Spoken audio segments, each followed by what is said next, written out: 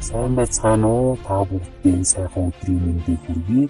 Говийн Бор дархан цааз газрын хамгаалтын захиргааны бие хэсгийн байгаль хамгаалагч гүрж байна. За миний биенийхүү хүрэлтад Говийн Бор дархан цааз газрын хамгаалтын захиргааны хэлэлцэн оролцож зэрлэг амьтдын амьдрах орчлон нөхцөлийг сайжруулах, код болгоод нэмэгдүүлэх, байгаль хамгаалагч ямар арга барилаар цаашид ажиллаж хэрэгжүүлэх тал дээр санал оруулан оролцох болно. Энэхүү хуралдаад оролцсноороо өөрийнхөө мэдсэн сурсан зүйлээ бусдад түгээн мэдээлэл хүргэн ажиллах болно.